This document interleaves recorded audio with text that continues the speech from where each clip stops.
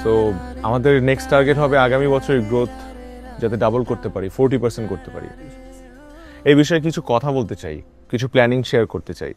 আপনাদের ফোনগুলো সাইলেন্ট করে ফেলেন যাতে মাঝখানে কোনো ইন্টারফারেন্স না থাকে। সো ইনিশিয়ালি আপনাকে বললাম ফোন সাইলেন্ট করতে।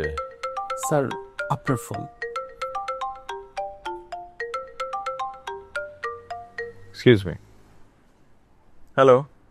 হ্যালো, তুমি কি বিজি? আমি ডিস্টার্ব করলাম? না না, ডিস্টার্ব কেন করবে, বলো।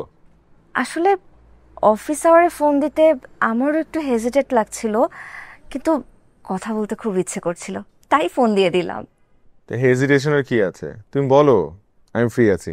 স্যার মিটিং ক্যান্সেলড, আপনারা যান। হ্যালো, বলো। এখন আমার ডাউট একদম ক্লিয়ার হয়ে গেল, তুমি আসলেই বিজি ছিলে। না না, ঠিক আছে। কি ঠিক আছে? আমার এখন সব ঠিক আছে।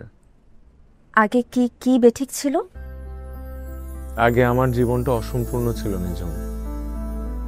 তাহলে কি আমি তোমার পূর্ণতা? বলতে পারো।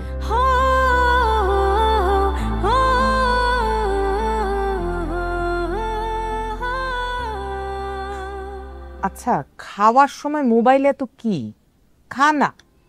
খাচ্ছি তো। তোর বাবার কিন্তু মালয়েশিয়া থেকে আসতে একটু দেরি হবে। আমি বাবাকে আগেই বলেছিলাম যাওয়ার দরকার নেই, আমি যাই। এই বয়সে এত প্রেশার নিচ্ছে কেন? তোরও তো অনেক প্রেশার হয়ে যাচ্ছে, তোরও তো একটু রেস্ট দরকার, তাই না? আমি ঠিক আছে। মাশাআল্লাহ, মেয়েটা কিন্তু খুব সুন্দর। খুব সুন্দর।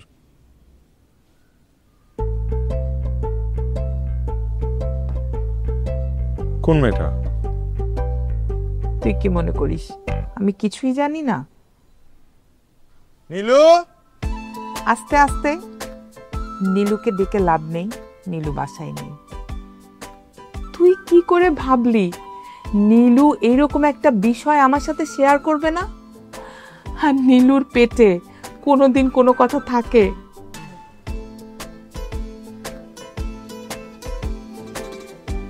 থাক থাক, আর লজ্জা পেতে হবে না। এটা তো সুখবর, আমার ঘরে একটা লক্ষ্মী বউ আসবে। খা। না, আমার এখন আসলেই লজ্জা লাগছে, আমি তোমার সামনে খেতেও পারবো না। তুমি যাও। আমি আর কিচ্ছু বলবো না, নে খা। না, আর নীলুকে বললো যে ওর খবর আছে, যাও।